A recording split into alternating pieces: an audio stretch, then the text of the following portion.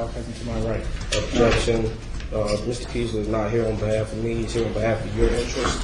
When I first visited this vicinage, the first time we met, ma'am, you stated for the record that you were Mr. Keesler on this matter. When this matter was transferred here, that you were placing Mr. Keesler on this matter. This matter, Mr. Keesler was not on this matter. Judge Smith did that. No, Judge Smith did not do that. In fact, when we first addressed this matter, If you could give me a second. no, I'm talking. Excuse me.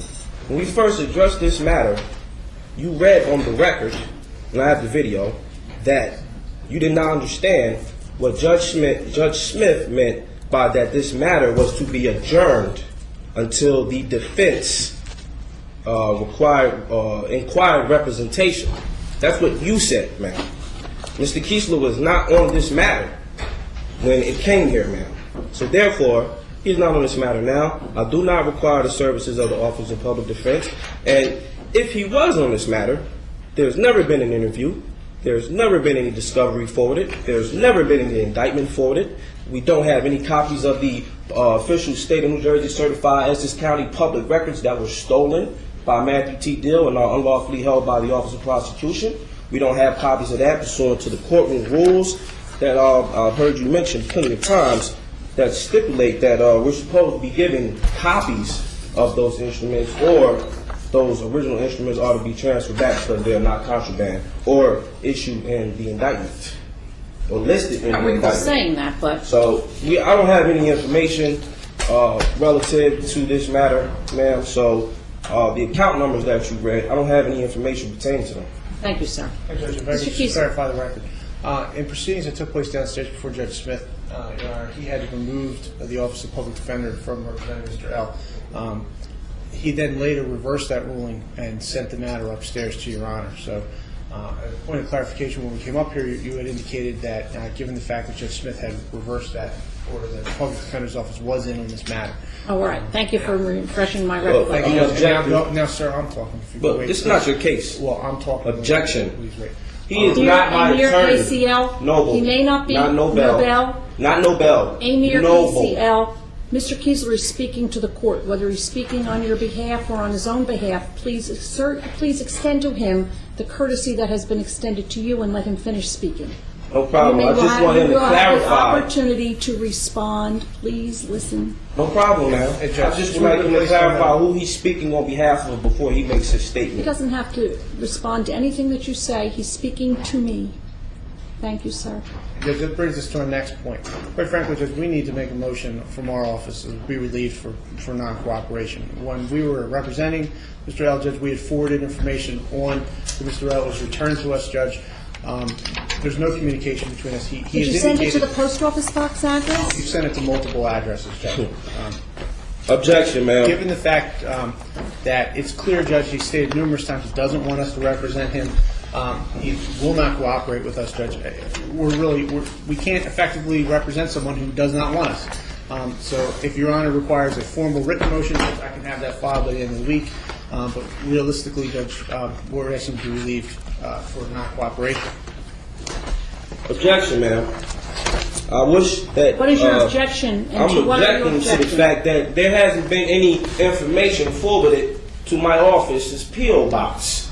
I'll put that information on record with Judge Smith. I received the recusal notice. No problem. All right? Now, if the Office of Public Defense or anybody, prosecution, whoever stipulates that they forward the information to our P.O. box, that's a lie. And we ask for them to present proof of receipt or proof of sent of the correspondence. Can I ask you a question?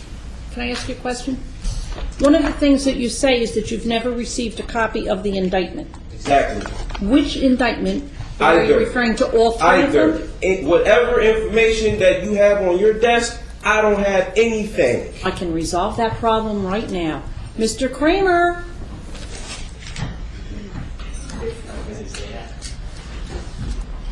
I need you to make a copy of something for me, please.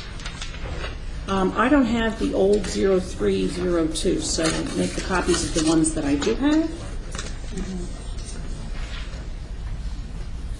Okay. And then there's another one. You know where a copy machine is? Okay.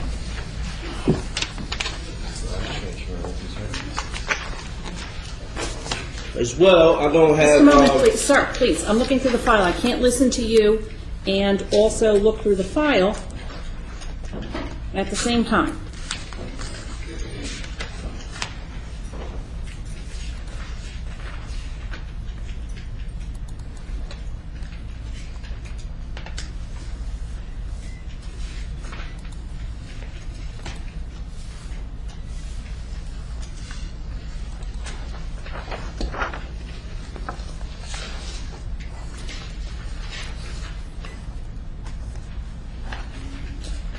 Oh, here it is. Right where it belongs in the file. That's bad. If you could make one copy of each of these and bring them back to me.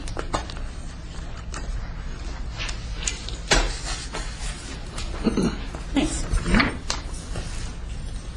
Ma'am, while he's at it, Hold on just a second here. there's also other information that I'm addressing that he may want to copy.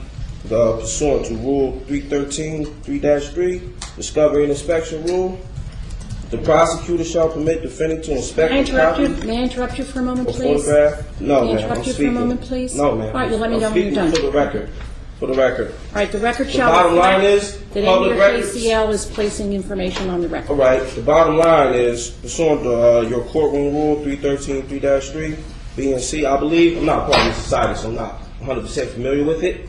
But Some of according it may be to, unintelligible to you. according to it, I'm not familiar with it. Right, I understand. So, just correct me if I'm wrong, but it stipulates that, It doesn't the stipulate anything. Discovery and Inspection Rule 3:13, 3-3B and C. It stipulates the prosecutor shall permit the defendant, if you're claiming I'm a defendant, I've been here almost 8 visits, and this prosecution has failed to prove jurisdiction, and so have you. It stipulates that books, tangible objects, papers, or documents obtained from or belonging to the defendant, records of statements or confessions, signed or unsigned by the defendant, or copies thereof, and a summary of any admissions or declarations against penal interest made by the defendant that are known to the prosecution but not recorded, books, papers, documents, etc. I'm supposed to be given a copy of that, if not the originals. Those documents are not considered contraband or are not listed in any of the indictments that you may have before you. So I'm either requesting for the return of the original certified documents, the public records that were taken, or copies of those documents according to the rule which says I have a right to have.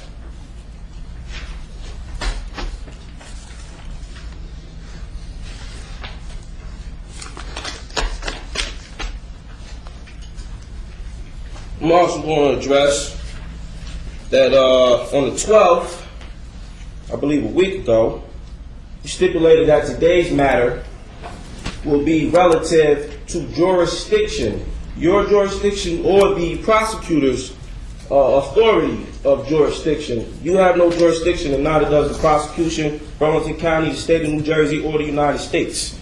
So I'm letting you know that now, and I'm asserting that I'm protected by the Treaty of Peace and Friendship via 1787, pursuant to Article 4. You must dismiss this case. For the record, on the record, and let the record show.